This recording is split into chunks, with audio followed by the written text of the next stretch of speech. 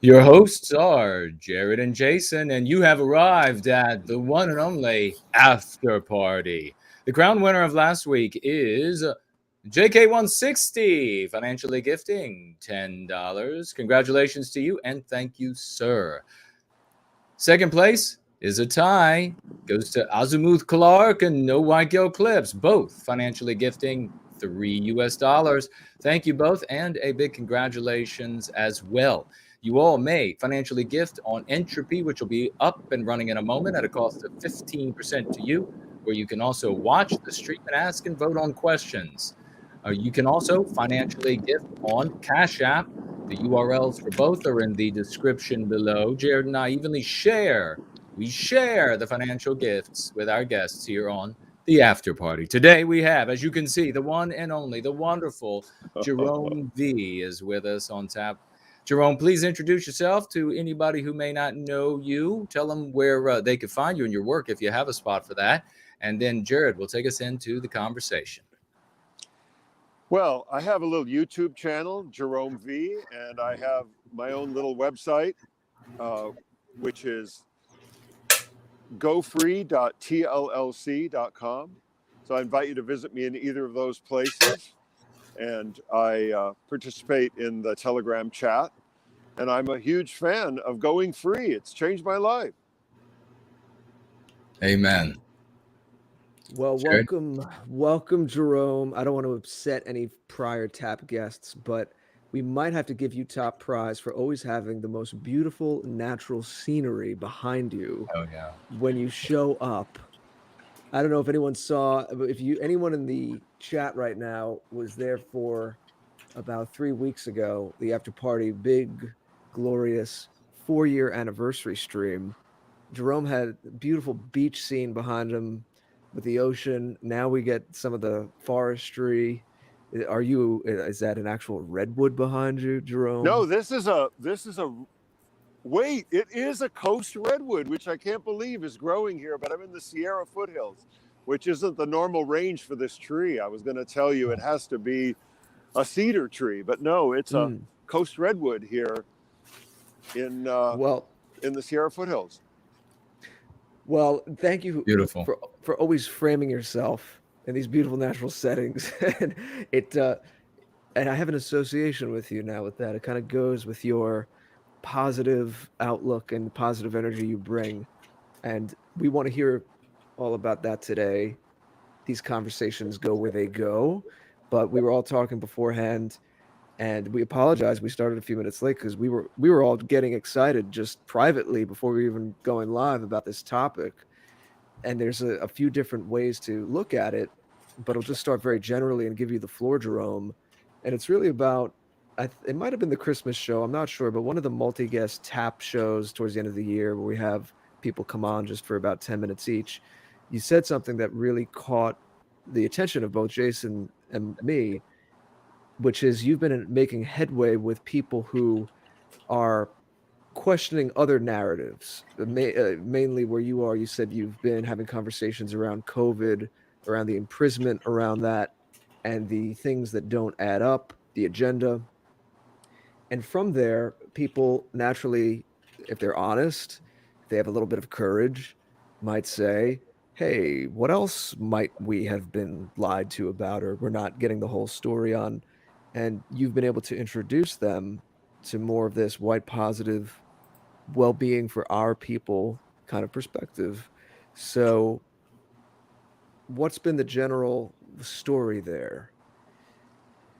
Well, I was blessed to be invited to what a group, they call themselves medical freedom advocates.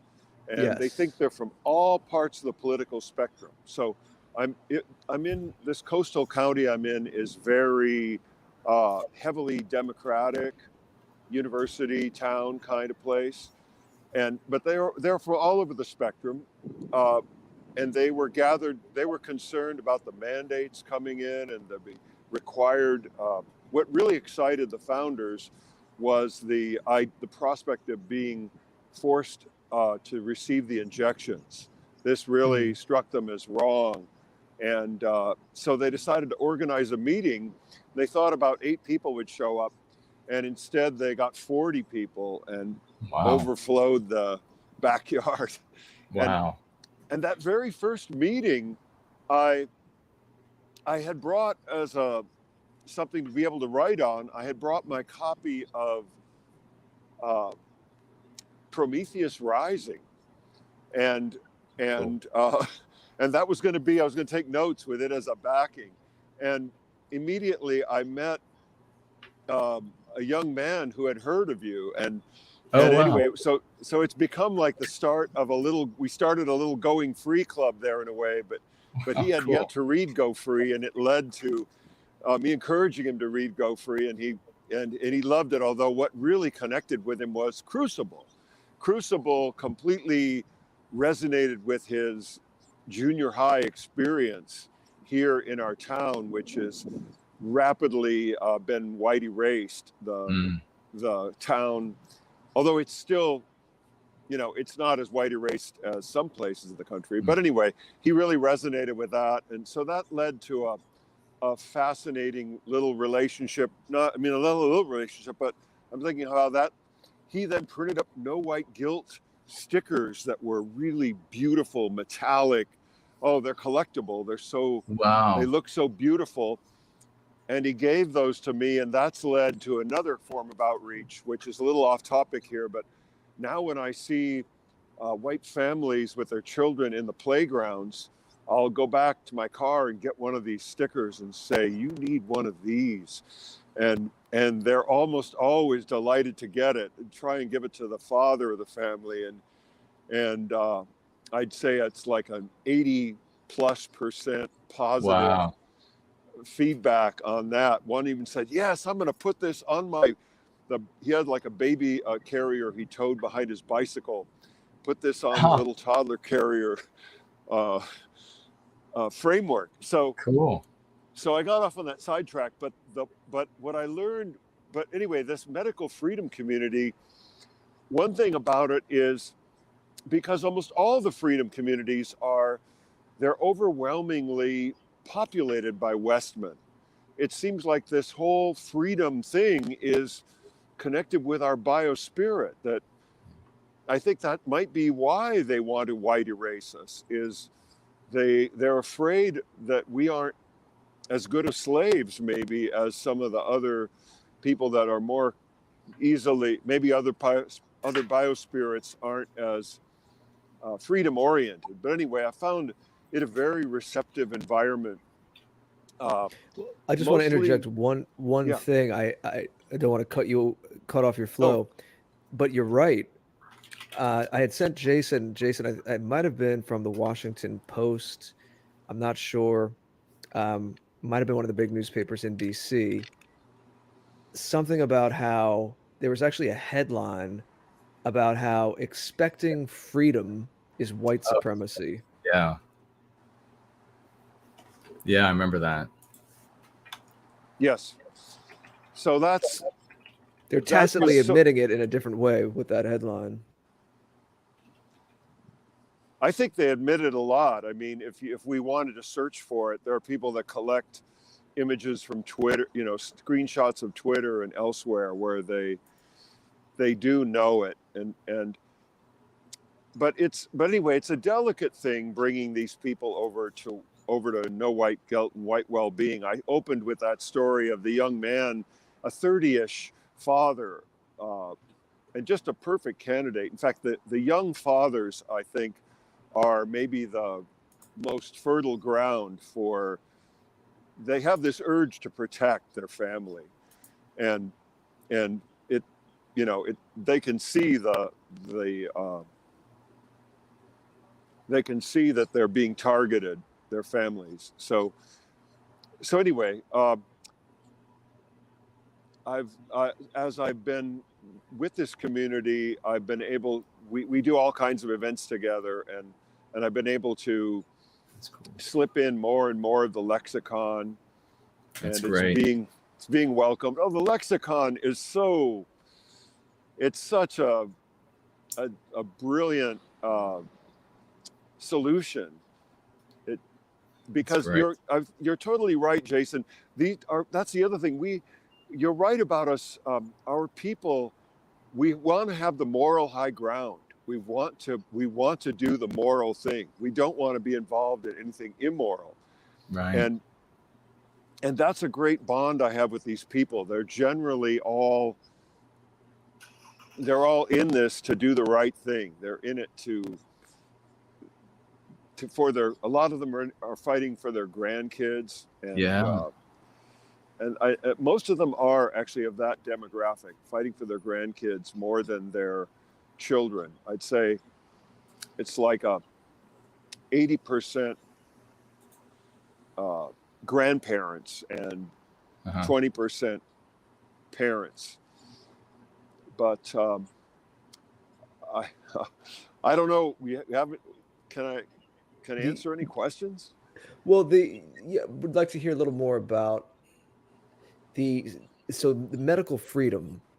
Obviously, they're upset about, as you said, the COVID narrative, and specifically the moves towards mandatory injection. Not that that's happened, thankfully, but I'm sure there are powers that be that want that. No, that's happened a lot in our town. We're in a university town here with the University of California, and they've required all the students to be injected. They've required their faculty to be injected. The local city college is a really big one, and it has required its students to be injected. Wow. So they're serious about this, and they're bringing it into grade schools and junior highs, and the California, you may or may not have heard, we have a really a governor who's all gung-ho about this. Oh yeah, we've seen about. He's actually he's actually a graduate of the Young Global Leader program from the WEF, which is another piece of this puzzle that these medical freedom people have noticed. It's red pilling them in many ways. They start to read about who the different players are, like recently Justin Trudeau in Canada, and he and Gavin Newsom are both graduates of this school for young global leaders. And they're both leading in the same direction, coincidentally. Yeah. But so they're noticing those kind of things, and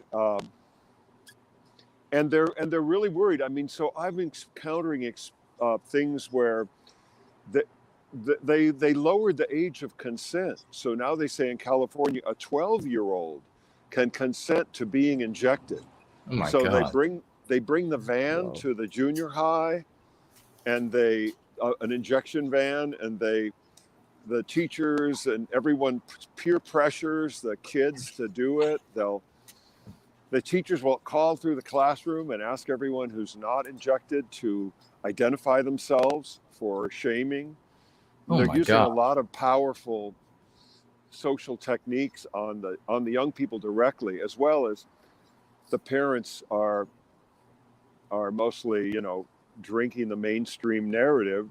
And of course, CNN has the truth, and I wouldn't dispute that. But some people are hesitant, and they're looking at other explanations, and that's what these medical freedom people mostly are. They've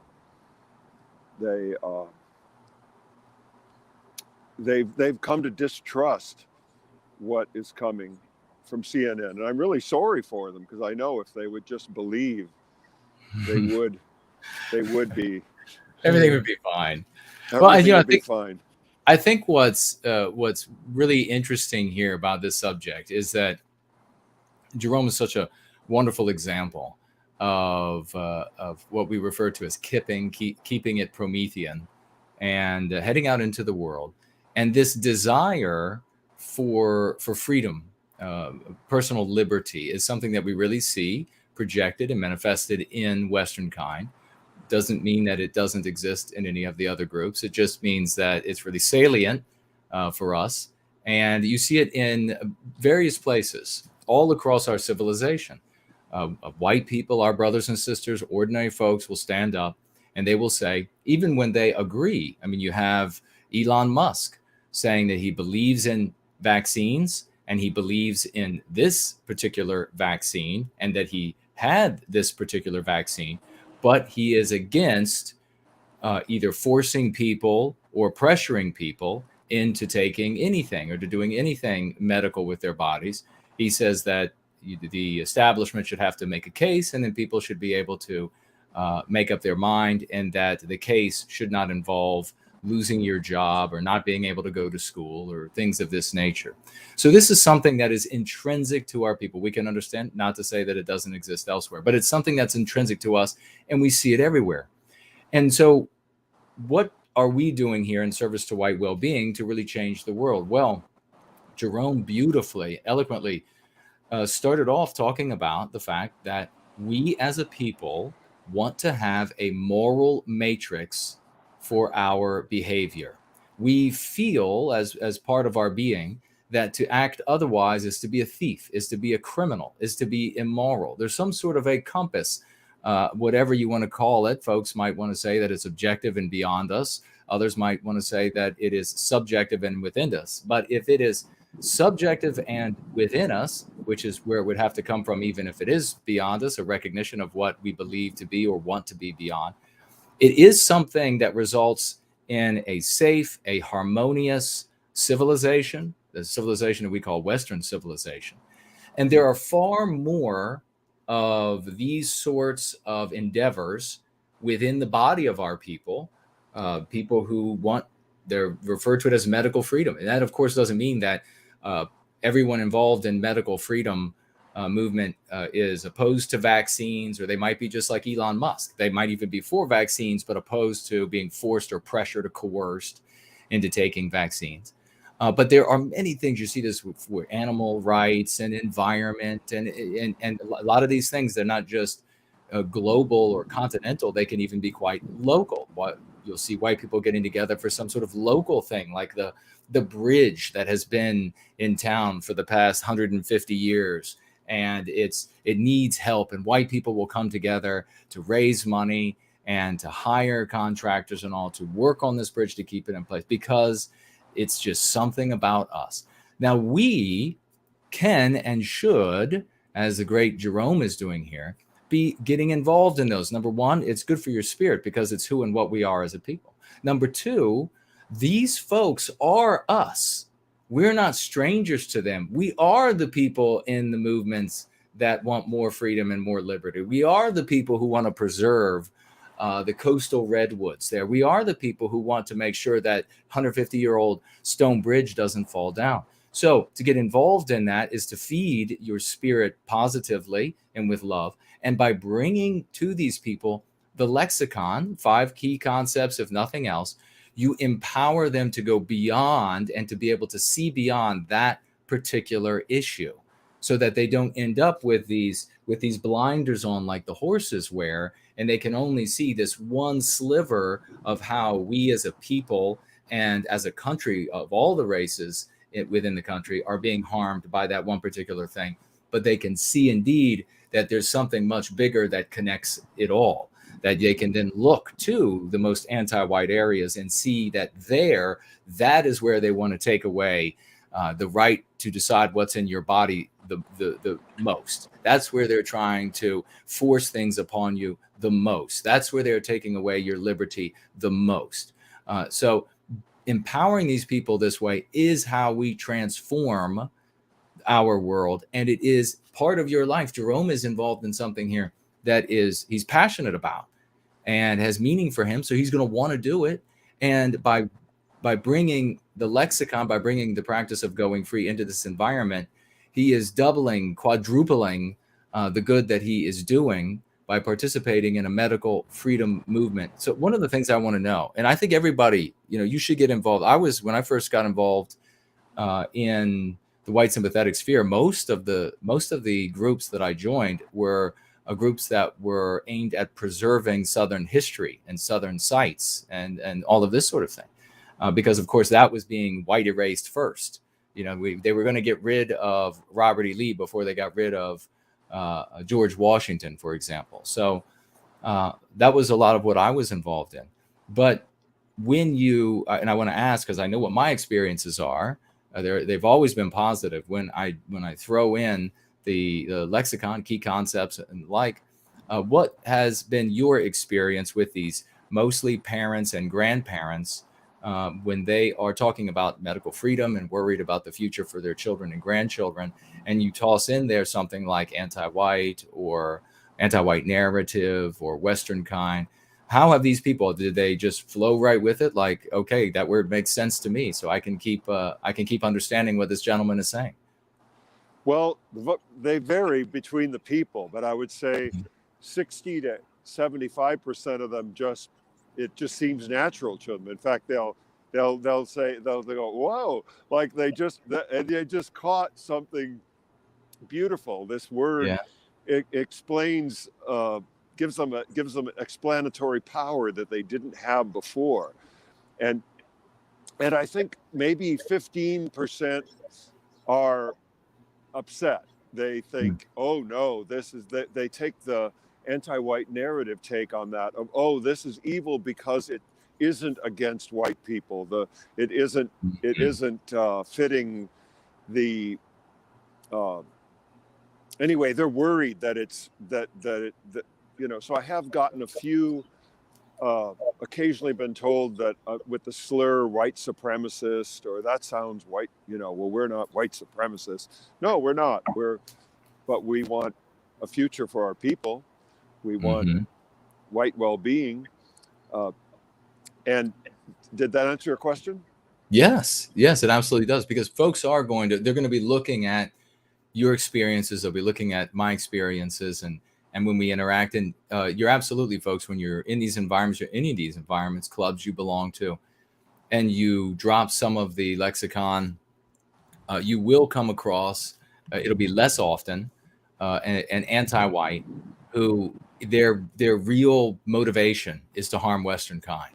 And so when they hear any defense of Western kind, when they hear that the group behind whatever it might be, or the group preventing, or the group that doesn't care, for example, like the group that doesn't care about the 150-year-old bridge, they don't care, the money is going toward, the county's money is going towards something vehemently anti-white, not to preserving this historic bridge.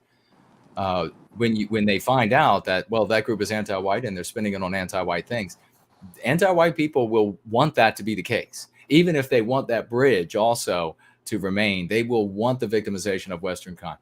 Those are going to be rarer. Most of the time you're going to come across people who are either going to outright agree. They're going to say, wow, yeah, that's true. And then you'll notice that you've just empowered them. Eyes get kind of big. They realize there's a concept for a whole bunch of thoughts that they've never been able to pack up and deliver to themselves, deliver to anybody else before. And then another part of the time, you'll come across people that'll be a bit more ambiguous to read, because they're afraid of the anti-white narrative. They know that people get victimized, and they, well, wait a second, you would stop white people from being victimized. I don't know, will I get in trouble for hearing that? But nonetheless, you will have empowered them, because when they walk away from that concept will sit there. Here's the really important thing, is that none of these concepts do we get the response of, what's that? That doesn't make any sense. They always know what these words mean.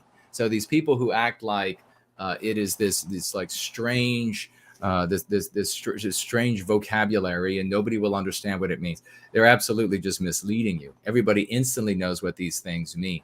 And in most cases, you will have greatly empowered your audience, whether you see it there on the spot or not. You will have greatly inspired them. Now, when it comes to these medical freedom people, I assume they also do they in the circles you've been moving, have they also been talking about mask mandates and that sort of, because we see these things disappearing all over the country, many parts of the country. They're pulling back on, even Nasty Pelosi said, what was it, last week? She said, well, we're going to allow people to decide if they want to wear masks or not. And of course, check with CNN to make sure that's true. I think she actually said it in the CNN interview. But nonetheless, how are these people responding to the whole mask issue? Oh, they're very they really object to the masks. There's a split between those who comply not to make a scene, and those who are wanting to make a crusade about the mask, about the not mask wearing. But they've enforced masks here until very recently. I think it's just 2 or 3 Wednesdays ago, they dropped them in this county, the requirement. The sign still says only the fully injected are eligible to enter without a mask, but they aren't checking the injection papers. So some people just walk in boldly without the mask. But the mask is, it's very, and it's really hard. The school children are wearing them, and the parents and grandparents are concerned that it's interfering with their proper social formation, and I'm told, and they're worried about things like the infants and babies not being able to learn language properly because the adults are masked and they can't get all these cues of what's happening with the face. So so a lot of people have a strong moral objection to the mask requirements. Jason had asked a few minutes ago about how natural some of the terminology sounds to people, and you said that the majority of them seem to just flow with it. I'm curious to now take it into the actual conversations. If you can think of any, I know it's a little bit on the spot, but I'd like to just see if you have any examples, a conversation where there was kind of a progression, where it could be someone who was a little contentious at first, or it could be someone who was cool with it, who was open to the language, but either way, where there was an evolution from, yeah, we're here to talk about medical freedom, but you ended up in a conversation about what's happening to white people. Well, the most common, I mean, the thing that's coming up for me that I immediately remember wasn't in person. It was in one of our little chat groups that are connected with our local movement. And there, as I said, it's a very so-called liberal area mostly, but in the medical freedom community, we have a much more even split. There's more of the people that were thinking Donald Trump was a good guy by mistake, but they were thinking that. And in that we have a chat there for people where we can say things that are offensive to the to those who are offended by the conservative or red people perspective. And in that conversation,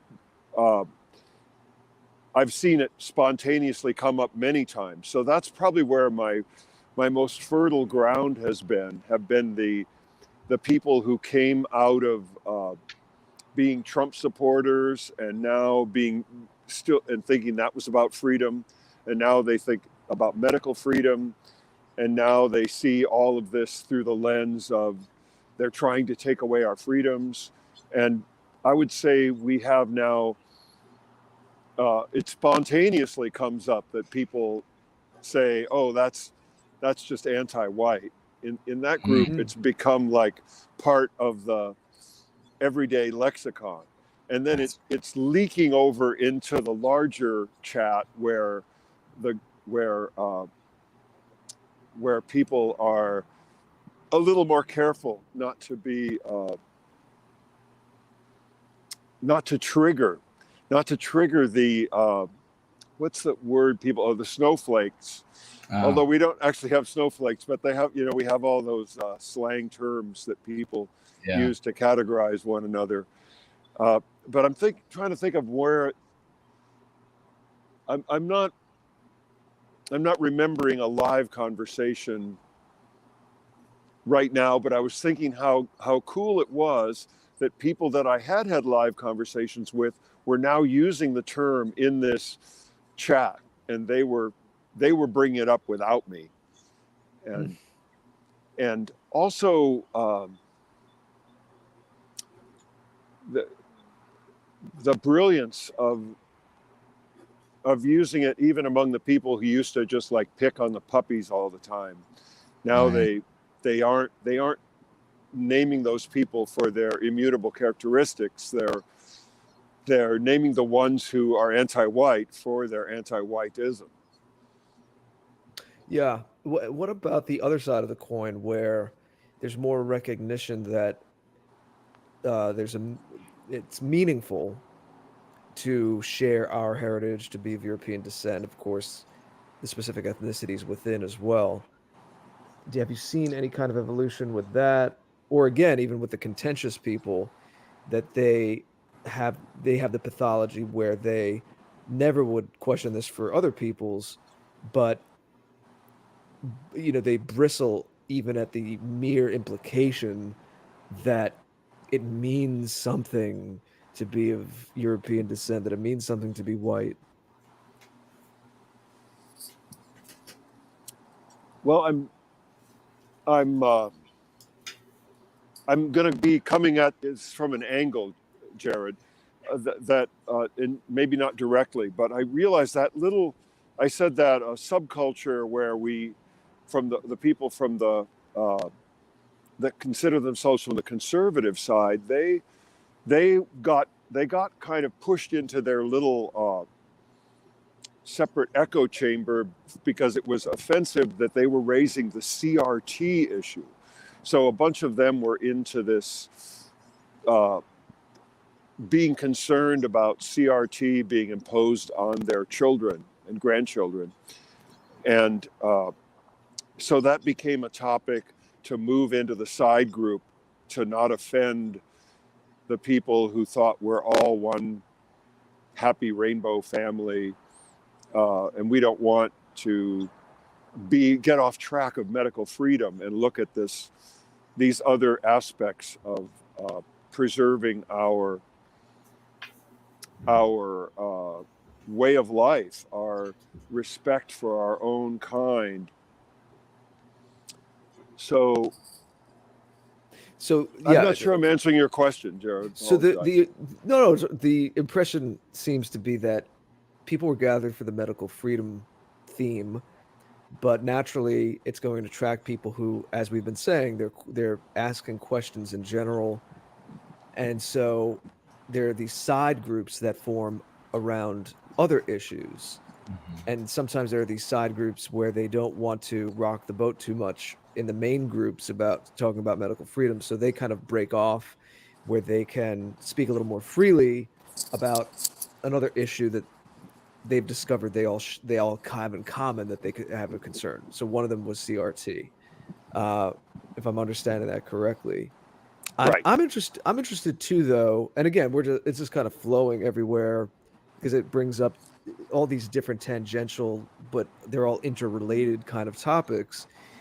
We live in such a politically charged time, but I'm curious if you're coming across people, whether it's in these groups or just in other aspects of your life out and about, where people are becoming more resistant to even this categorization of I'm a red, I'm a blue, I'm a Democrat, I'm a Republican. You see more people just trying to shake that off. And if so, yeah, you're nodding. So yes. Like what kind of is there certain personality traits that, I'm sure it's a variety of types of people, but is there some kind of nucleus that unites that kind of person, or a common thread amongst those people?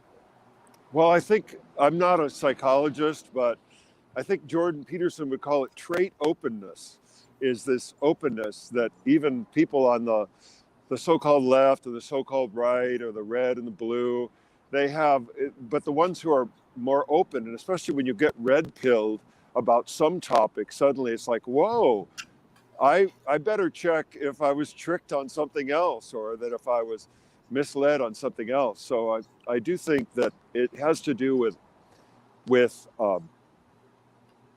openness, and then combined with it's so fascinating. I think we're in such an exciting time because like the way the medical freedom, the way we saw what happened to the truckers in Canada, and what's going on with that, by the way? I haven't heard about that recently.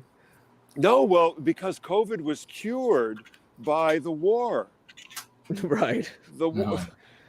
But I know the war's in the headlines, but for For someone who talks on a live stream, you may know I'm not someone that really follows the news.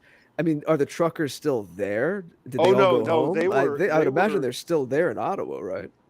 No, they're not. They were basically smashed with a very extremely powerful um, armed forces were brought in, dressed up as police, but we Wow. don't really know. But it looked like they were relying on the idea that our countrymen won't do this to us. So the word on the street, which check with CNN, of course, it's probably not true, but the word on the street is that they brought in mercenaries and foreigners and dressed them as Canadian police and used them to violently move the truckers out of there, the ones who were in the downtown area. So I think they're dispersed now back to their homes if they were able to get home. And they did this intense move of freezing bank accounts of people who had even donated small amounts. Yes, and that's apparently having a lot of repercussions. That caused a lot of loss of trust in the banking system that may have... you don't say. Yeah, it's shocking that that would happen. But suddenly people are acting gun shy about the banking up there. But as far as I know, the big trucker thing that's happening now is the one in the US, and there's all these things in Australia, especially in New Zealand now that I'm hearing about. I don't hear a lot about Australia at the moment. But who knows what's going on and what's being suppressed, what stories are being suppressed. Yeah, it's hard to know, and I always check with CNN when I really want to get down to the bottom of it. Or cross-reference with MSNBC as well. Yes. Yeah. Yeah. Well, the newspaper of record, the New York Times, is what I really rely on when I want to. Yeah. When I want authoritative. But not that we're implying that Fox News is really any better ultimately, but no. At least they do have Tucker. I mean, MSNBC wouldn't have someone like Tucker. So that I wanted to mention, besides my local experience with the medical freedom community, there's a great opportunity here for people who want to do the kind of work the outreach team does, in that there's a giant nationwide community, and because the stakes are so high, the professionals who speak out, like doctors, lose their licenses, they lose their professors lose their professorship. Anyone with a job that's under the regime loses their job, and they're blackballed. So the people who have stepped forward in this are real courageous heroes. I mean, there are many, and they have attracted hundreds of thousands of followers who are reading their posts. So there's a big community of online. I mean, so I'm only involved locally maybe 10% of my time, and then maybe 80% of my time is in these nationwide internet communities, nationwide, worldwide. So there's in those chats, they have, like, have you heard of this platform called Substack? No. Okay, so Substack it hasn't been censored yet, but all the authors who were kicked off of Medium and Patreon and Twitter and so forth, on Substack, an author can write and publish without censorship at the moment, and they can have paid subscribers who pay. They can post for free, or they can post for their paid subscribers. But a lot of the heroes in the medical freedom movement, heroes according to the medical freedom people, are writing on Substack right now, and it has an excellent comment system that allows a lot of communication by people like me with others. I mean, so in that place, I've been able to have exchanges with some people that I would never been able to meet in real life. Some really the heroes. They're heroes to me, and we anyway. So there's those kind of communities similar to what maybe to some of them that the outreach team is already working with. But I aspire to make a difference there as well. Yeah, Substack is good for serialized posts, and I have heard about writers beginning to use it. I haven't used it myself. I haven't subscribed to anything, so I don't know exactly how it works, but the model seems very promising and interesting. I apologize. I had interjected that question about the truckers just out of my own curiosity, but I got us a little off the topic. It seemed like we had more to say about that whole transcending left-right, blue-red thing. You're seeing people shake Yes, away from because that. And okay, so that's an exciting development. Is that as these people red pill, I have never seen it happen so fast. I mean, they go once they start to look, they see more and more behind the curtain. I mean, so the heroes that got these are heavy hitters, the guys who stuck with it instead of losing. I mean, and lost their jobs and got deplatformed everywhere. There's really smart people working here, and if we can win any of them to White Wellbeing, it'll be amazing. But the what am I trying to say? I'm trying to say that I lost my thread, Jared. You were asking about transcending. Yeah, so they get into this and suddenly they see, oh, the whole left-right thing was always a trick.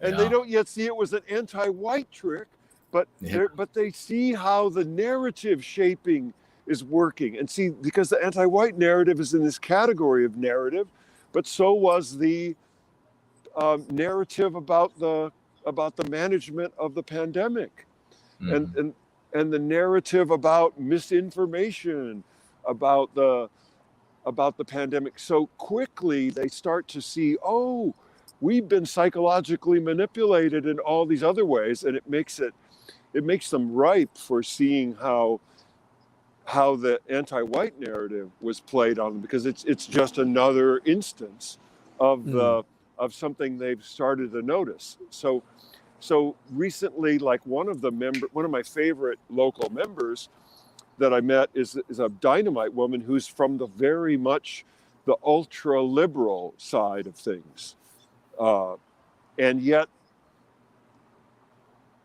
through this she sees the same big picture about what's going on as the people who came from the libertarian side or the arch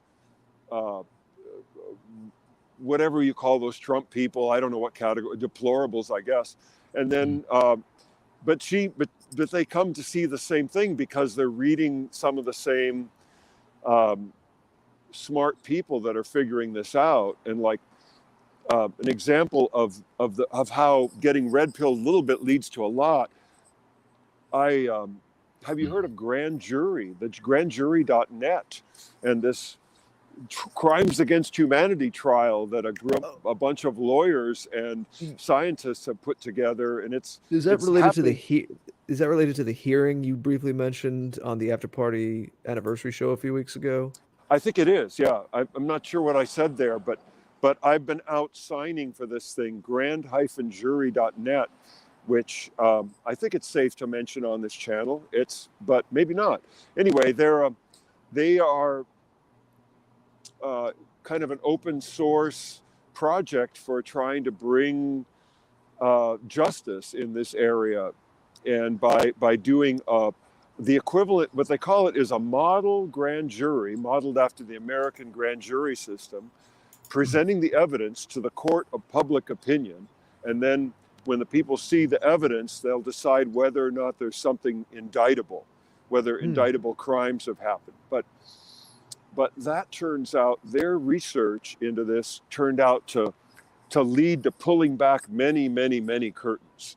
So that's where this gateway of the medical freedom curtain led to understanding about how the financial system has worked, how the system of setting up wars has worked, how the systems for censorship and propaganda and media control, anyway, so many things that are they overlap with our project of reclaiming our destiny from the oligarchs. Oh, they're finding the oligarchs. So they're finding the oligarchs. They aren't calling them anti-white oligarchs yet, but they're finding them and seeing the way they manipulate through their puppets. I think there's something really interesting here, and I don't know if you can thread it into anything.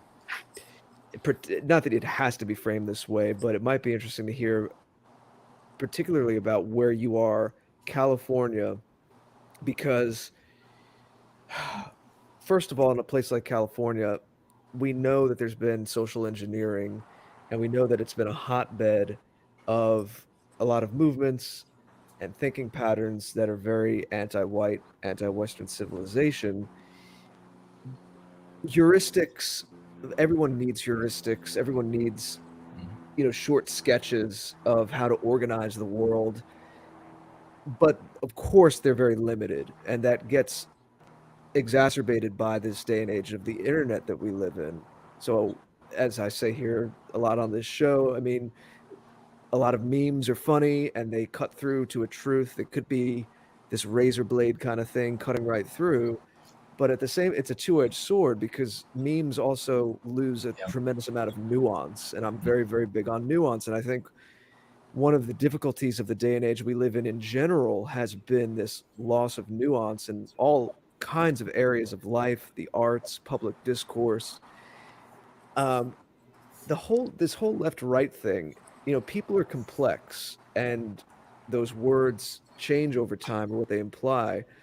These people who are leftists because they were questioning certain things about consumerism, it's not the same thing as someone who's a leftist now because they want to change a 12-year-old's genitals because they, like a boy played with a doll once when he was a toddler. Right. It's more about, people who believe in meaning there's a meaning inherent underpinning things we experience in life versus just this absolute nihilistic meaninglessness.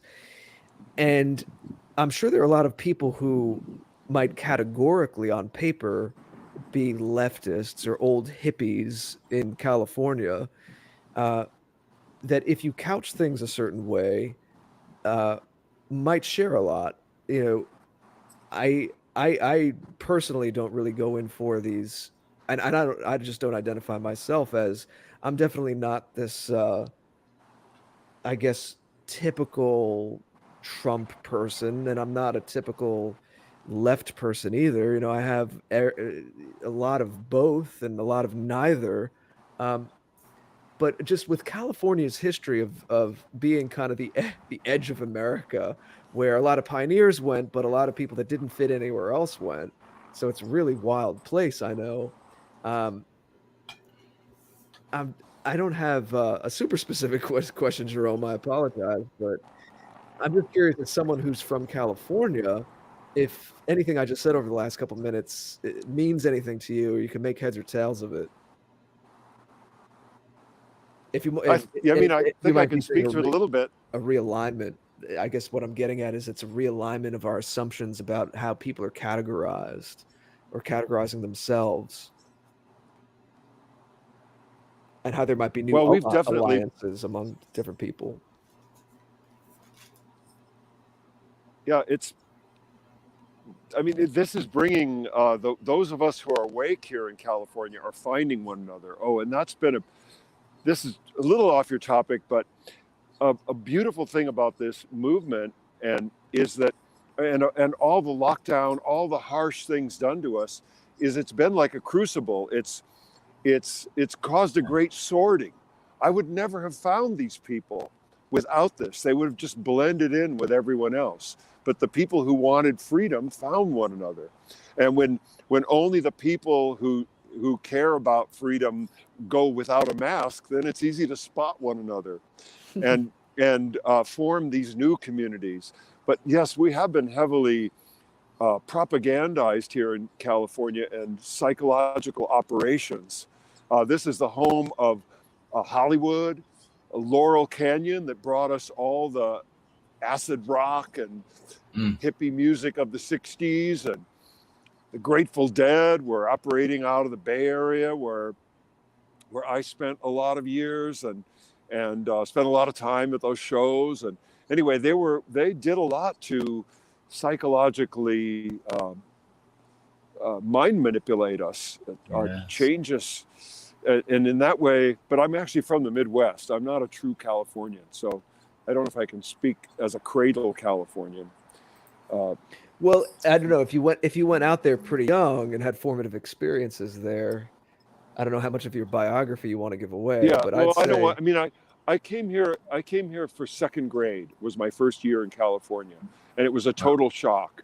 I went from a Catholic school to a university town grade school where the children would actually drove the teacher to a nervous breakdown. They had developed a psychological manipulation technique where they would reduce her to tears every day. And they were similarly powerful at harming one another, like this little kid from the Midwest who wasn't up for the psychological masters that I met there in second grade. Of 7-year-olds who were doing this? What kind of 7-year-olds? I guess 7 and 8-year-olds would be second graders. Yeah.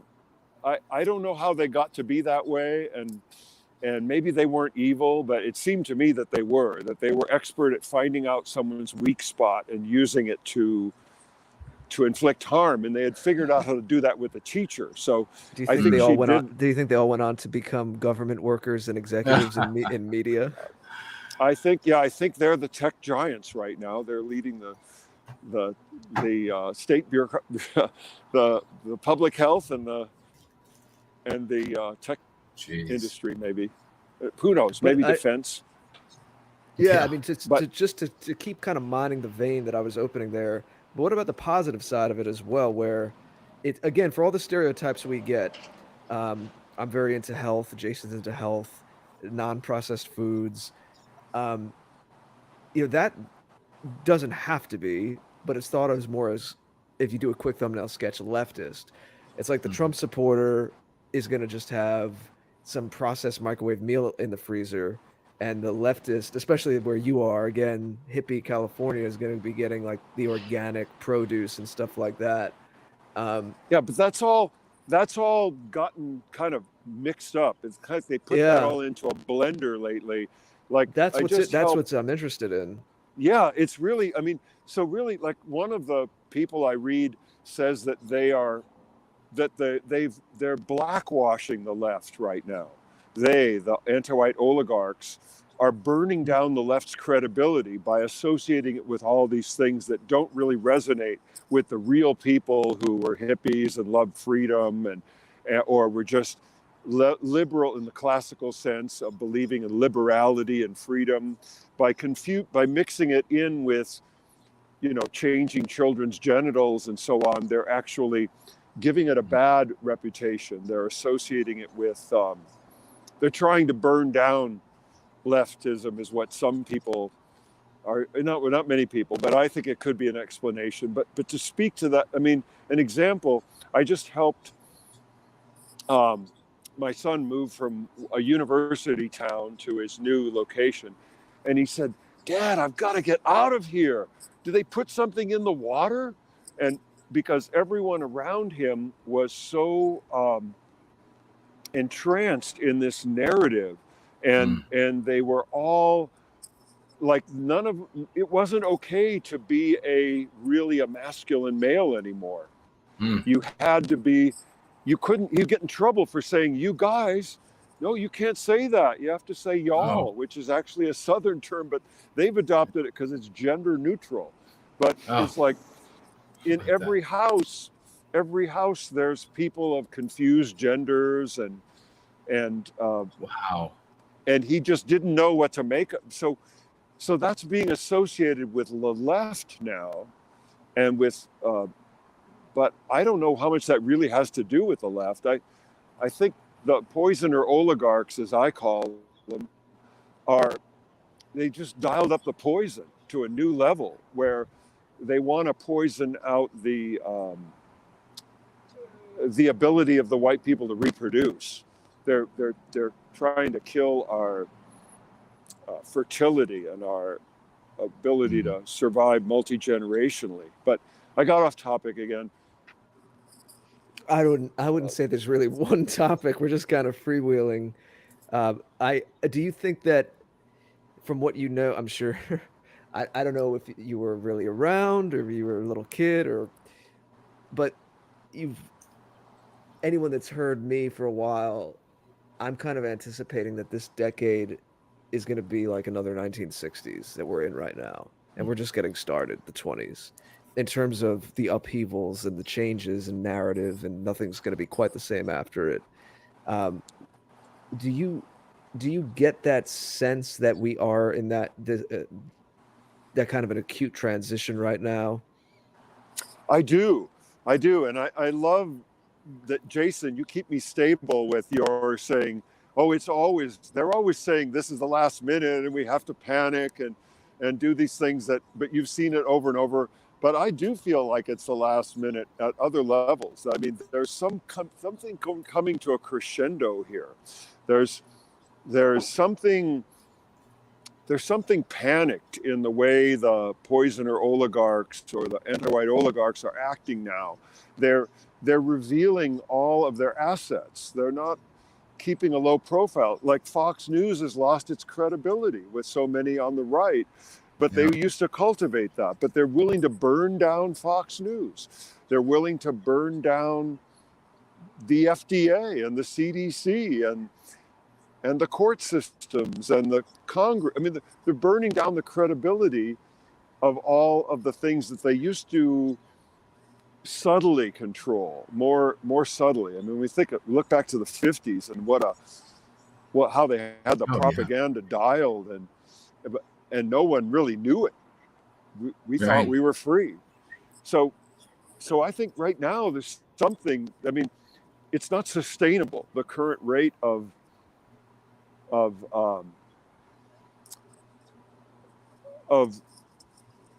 this narrative control. I don't know how they can maintain it. That's what I see the numbers in. So I see more people noticing, and that's where we can help them notice that we don't have to have white guilt anymore. Yeah, I think what you're seeing is the reality of the hegemony of anti-whiteism, and when they have such hegemonic control and they realize it, they become increasingly individuals, become increasingly hubristic. And I don't think that the anti-whites, just the run-of-the-mill anti-whites in the streets, in the courthouse, and the different industries and businesses around the world, government offices, they didn't know how much power they wielded until a couple of summers ago, when the anti-whites were able to burn cities and burn halls of records and burn churches, and the ramifications were naught. And so they really got to see the individual. They have always had, and it must be something special for an anti-white dirtbag to be able to play this game, that they are this whatever group to which they belong, whether they're non-white or they claim to be in some sort of so-called victim group, to be able to play that they are horribly oppressed. They know it's a fiction, because then they see that the system, the regime comes in and inflicts injury on Western kind who aren't anti-white, and where policies are indiscriminate, even white anti-whites. They see that happen throughout their lives as well. So much so that we had, it was about 4 years ago, a young man at a university, and this became a very popular video, where he said he was out with some friends and started hollering in somewhat of a drunken stupor that he loves white people and he's sick of being pushed around. And they began videotaping him saying this, and two anti-white, non-white, I think they were both Arabic, anti-white Arab females, said that Twitter, do your thing to kick this guy off the platform. They knew that Twitter is anti-white. They know that these institutions are anti-white, and yet they still didn't know really how much power they wielded until they got to see what they were able to do a couple of summers ago. And now we are going to see more and more of this hubristic behavior. And that's a good thing, because the more they wield their power in an unfair and gross and salient way, objectionable, in your face, immoral way, the more white people are going to be fed up with it. And they will, as they are today, they will continue to look for more and more answers elsewhere. They see Fox News selling them out. They see these other upstart news agencies not giving them quite a clear picture either. And so they're going to want to know. White people in the US, they're not going to live the way or maybe as long once they become aware as our brothers and sisters did in Russia when it was the Soviet Union. White people in the US, they've perpetuated, the anti-white oligarchs in the US, the lie that this is a continuation of what the founding fathers created. They had to do that so that they wouldn't have a 90% white population in the United States rise up against them and very easily shake them off of the body politic. So they have lied all of these generations. We're just a continuation of what the founding fathers created. Well, as a consequence of lying that way to the population, the white population thinks this is still a continuation of what the founding fathers created. So they want their freedom. They want their speech. They want their medical freedom. They want their right to self-defense. They want their freedom of association. They want law and order. And that's one of the biggest places that we see the injustice, the hypocrisy of the anti-white system is in these legal cases where again and again we see that white people are persecuted, prosecuted, the laws dilated to ensnare us and send us away for a very long time. And at the other end of the spectrum, we see, like, I think it was New York. Of course, check with CNN with everything that every statement we make here that sounds like it might be a statement of fact. You make sure you check with CNN. But where there were, I think there were several hundred, or it might have been out west, where there were several hundred that had been arrested for disorderly conduct and rioting and these sorts of things. And they just said, well, just drop all the charges. We don't have the money to deal with it, and whatever other excuses they gave. And they're just going to let these people go. Make no mistake, if that had been several hundred white people who were tired of anti-whiteism, they would have been prosecuted to the fullest extent of the law. And increasingly, little bitty housewives in Kansas and Nebraska and all of these other states where they don't come into as much contact with the realities and the pain of anti-whiteism. Make no mistake, as they see that happening, they're going to begin to demand answers. And their politicians don't give them answers. Their politicians go to DC, whatever party they are, Republican or Democrat, and they make big promises and then deliver big lies. And so increasingly, we have a white population. I love it. Let them continue, the anti-whites, to wield power more and more blatantly and grossly in our faces, that they utterly control everything and that they control it for the victimization of Western kind as unfairly as they can make the scenarios to arrive at those conclusions. So we have come just about to the end, and we are going to take a look at anybody's questions or comments. And if there's any financial gifts, I want to point out, though, that really what Jerome is representing here today, the wonderful gentleman that he is that he's going out into the world in love with our people, in love with the world, in love with the systems that we create that benefit people of all immutable characteristics. So if Jerome had his way, everybody would be in a much better place in their lives. And we all need to be doing that. And there are many different movements out there right now that speak to different facets of the Western spirit, You have, of course, this medical freedom type groups, and there are a variety of those that are out there. You have anti-war groups that are and will continue to be forming. You have, and remember, when it comes to these things, folks, you don't, to be able to get in and share the 5 key concepts, et cetera, especially when it's just an online thing, but even in person, you don't need to agree with the prevailing opinion in there. So a group could be for Russia or against Russia, for Ukraine or against Ukraine, for example. You just need to be spreading the lexicon so that our people then spreading it themselves change the context and therefore the story that we are in, and makes defending ourselves infinitely easier. So you've got that. You've got this. You've got the trucker groups, and we had them come to DC this past Saturday, and they drove around 495, the Capital Beltway. There are those out there, and spinoffs from that are getting started.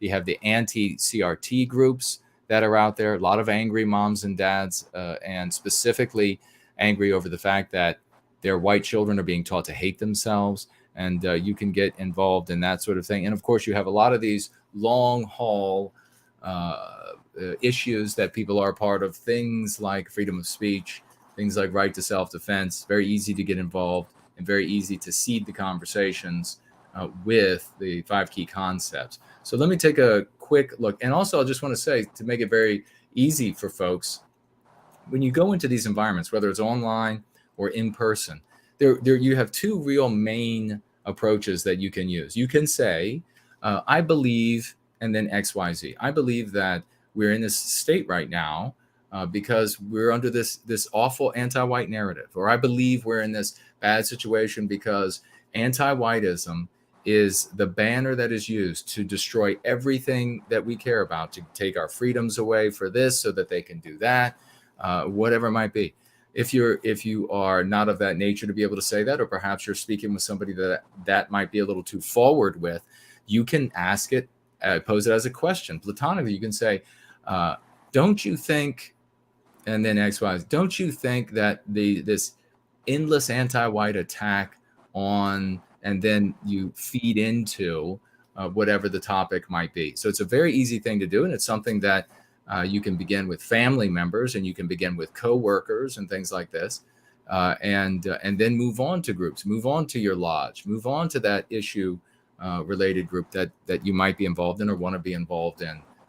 It doesn't matter. It could be the sewing circle. It could be at the shooting range.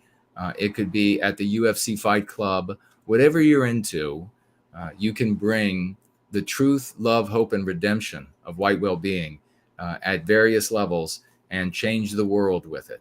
We have over here on Entropy, No White Guilt Clips coming in twice. 2 financial gifts. Great champion, another great champion in service to white well-being. The first one for $10. Thank you so much, brother.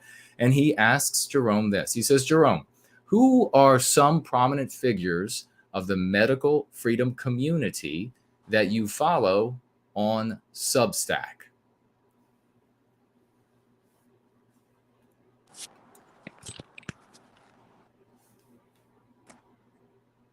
We're getting a better look of the we have the tree. And hopefully there won't be some sort of animal that leaps out at Jerome. Jerome, were you able to hear the question? Might have a little bit of a technical difficulty. We'll find when we return. I'm going to send him a text. Okay, when he returns, he'll be at the top of the redwood holding the phone out. I've got a signal now. Yeah, better signal, exactly. I'm 200 feet up in redwood. I now have a signal. It'll be another tap first. There will be another tap first. It'll be that, or it'll be something. A raccoon jumps out of the redwood, or a groundhog tackles him from underneath. Whatever it might be. Well, we'll take a look as that gets fixed. We'll see what these other. We have No White Guilt Clips with a $5 financial gift. Thank you so much, brother. And he writes, thank you, Jerome, for your heroic work for white well-being. We're going to have to make sure that when Jerome comes back, we get both of those. Let's see about, I know we had another one come in here. and we will get to that. I think that was Rory.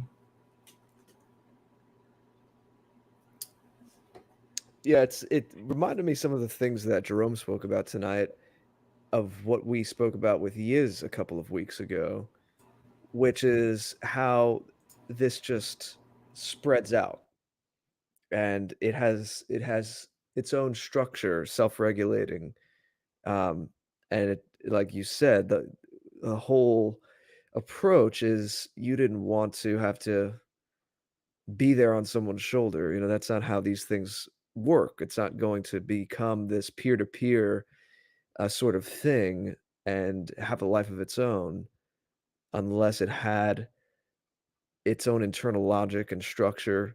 And we've seen time and again with cases like this with Yiz that that's what's being demonstrated, and it's spreading out, it's affecting lives and helping people in very tangible ways. Jerome, are you able to hear us? Might have to go to just audio if the bandwidth has shrunken, and Maybe those powerful redwoods are blocking the I cell think so. phone I think signals. that's what's happening. We have Rory financially gifting $5, asking about Cary Elwes, best known for his role in The Princess Bride, was my roommate at boarding school in England. Interesting. He was raised a devout Roman Catholic family, but has turned into a complete anti-white since working in Hollywood, California. Wow.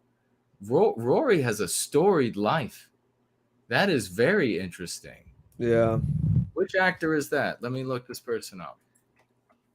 Yeah, he's known for that role, and Oh my gosh, he I was think the I think he was protagonist. yeah, I think he was Robin Hood as well in Men in Tights, the spoof, and Robin Hood. He's done comedy stuff. He's friends with Jim Carrey, and Whoa. unfortunately, I guess he got sucked into that Hollywood bubble. What a shame. That is a real shame.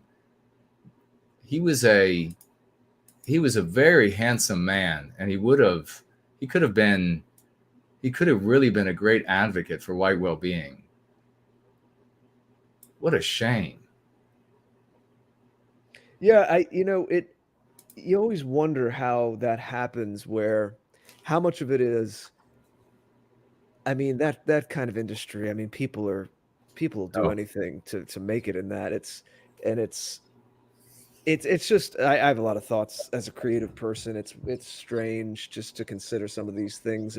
I know we've talked a little about it on this show in the past, of the incentives and the rewards, and I'm sure there's a lot of blackmail and underhanded oh, or sure. overt stuff, but a lot of it is subtle as well, where you can just Mhm. sense any kind of reasonably socially adept person can read the room, and you learn pretty quickly what you can and can't say if you want to get anywhere in something like that. And it's just it never it never fails to amaze me that out of a group of people who they mouth that they are so open-minded, and it's all the other people, all the other dirty, unwashed masses who are these ignoramuses, is there's such a very narrow window of what you're really allowed to think and say in circles like that if you want to go anywhere.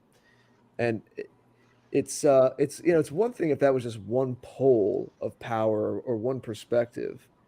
Um, but it's really the whole thing, and that's why we have to create these just alternative cultures, totally Right. break away from that kind of thing. It Jerome, are looks you like able to hear us? we have Jerome. Are you able to hear us? Yes, I Okay, we can hear got you. that power. Yes, we have let's see, no white guilt clips financially gifted $5, and he says, thank you, Jerome, for your heroic work for white well-being. No white guilt clips also financially gifted $10, and he says, Jerome, who are some prominent figures of the medical freedom community that you follow on Substack? clip. So I will love to heroes on sub. If you cross, Jerome, let me jump in. I highly. Let me jump in. Can you go to avatar? So, because you're breaking up a little bit and we think maybe that the bandwidth might be a little too thin. There you go. See it's to do with this. Can you hear me now? You're still breaking up quite a little bit. Okay. Good. Let's see if this. That sounded much fuller microphone. Go ahead. No, very faint now. Let me see if I can do anything on my end. Yeah. Okay.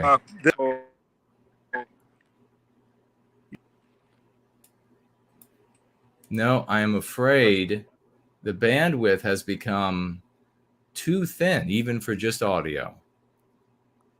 Going to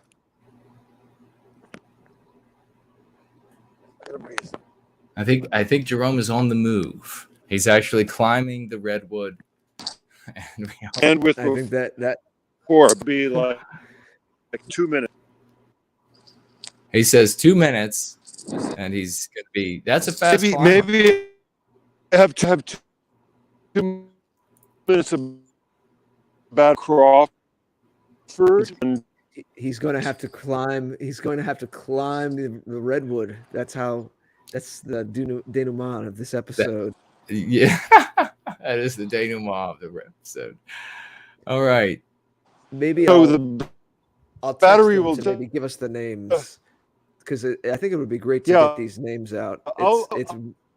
I will send them right now because bandwidth.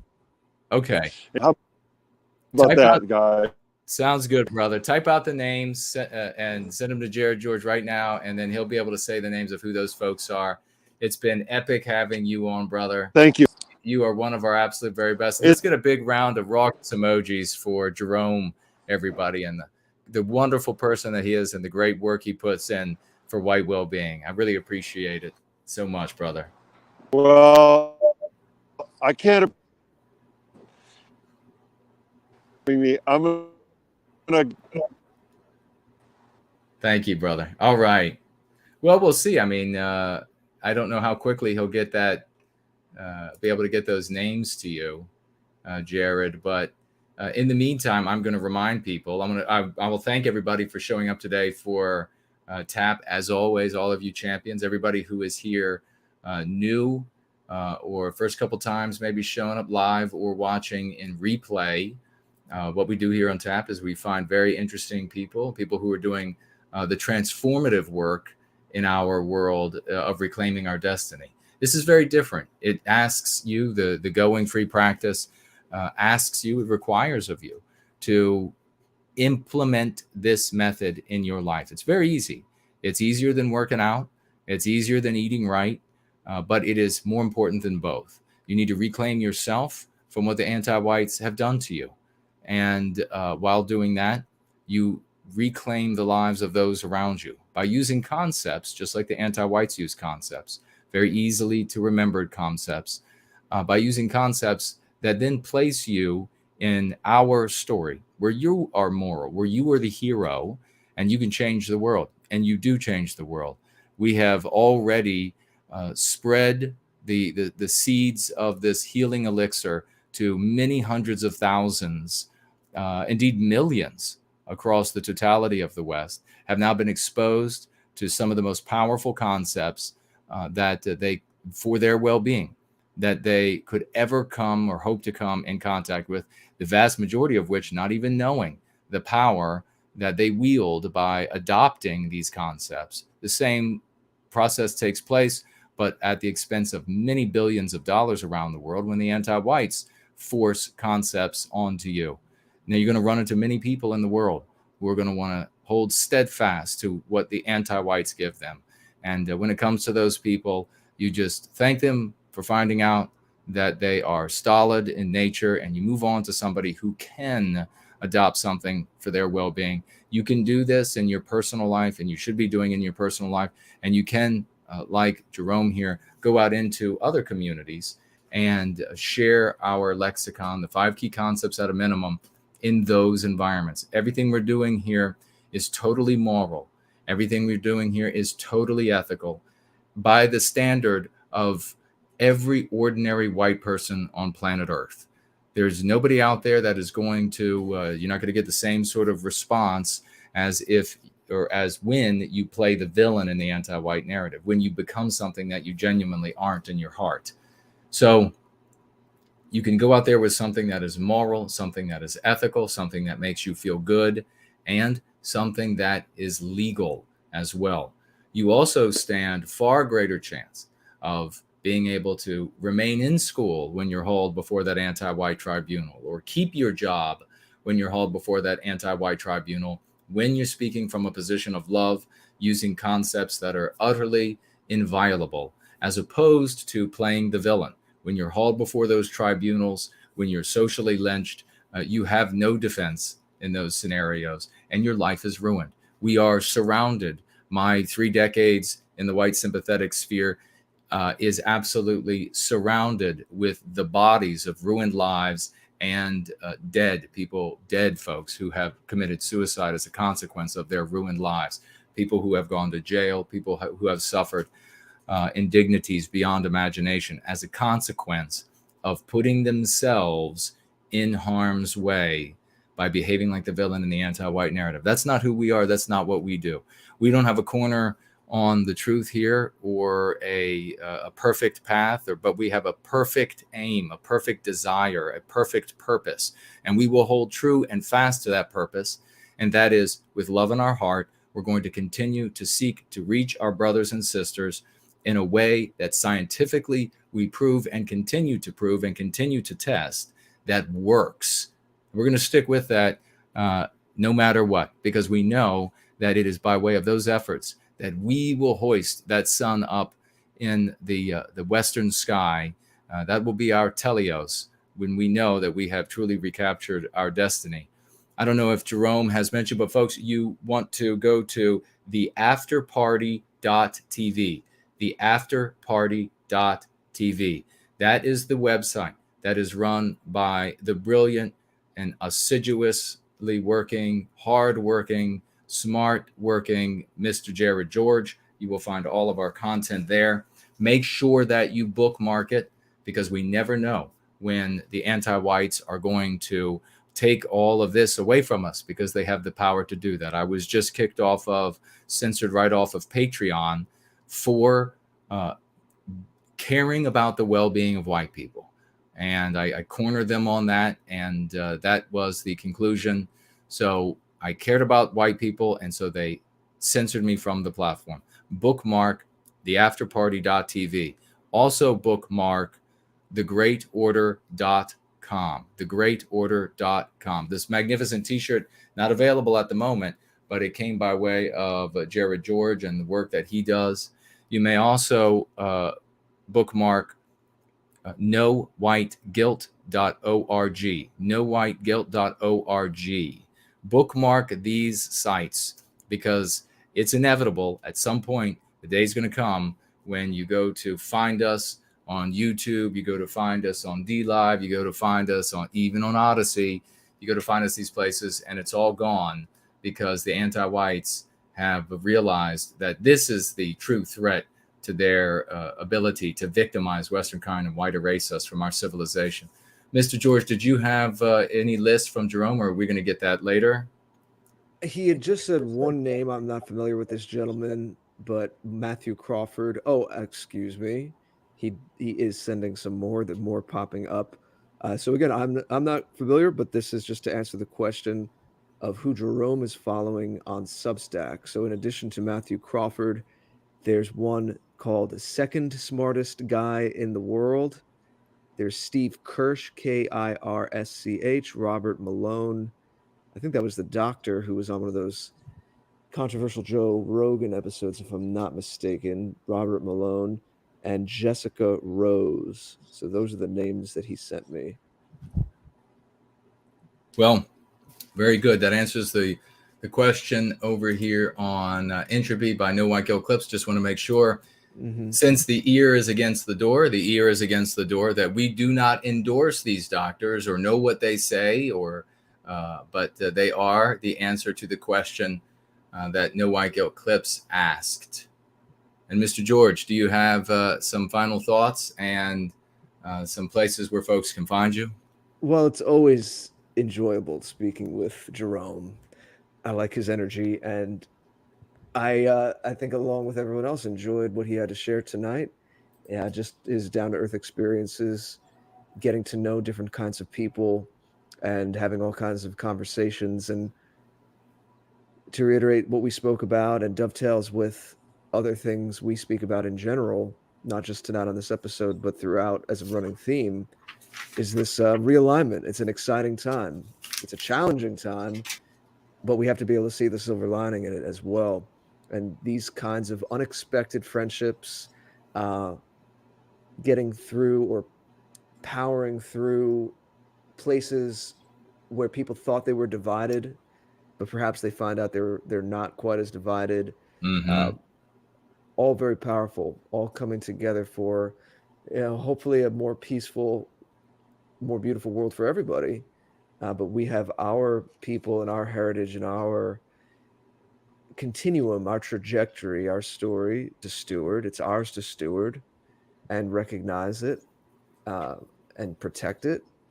And Jerome spoke well to all of that. And, this conversation tonight was just one more drop in that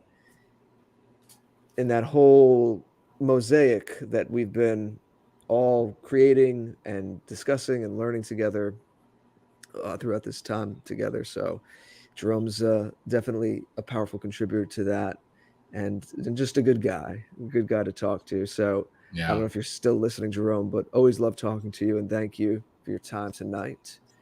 And yes, you said all the places where we could be found. And there's not much else to add other than we will see you soon. Yes. Well, thank you so much, brother. Just for the ear against the door, we hold all the positions and take all of the positions that are held and announced by the CDC and the WHO when it comes to all things related to pandemics, diseases, inoculations, and that sort of thing. So whatever they say, we agree. If they disagree, we still agree.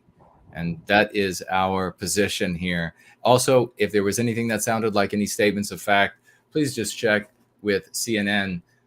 We are just reporting on what others have said, which may or may not be correct. Get all the sides, hear voices from all sides. But we deeply appreciate everybody showing up.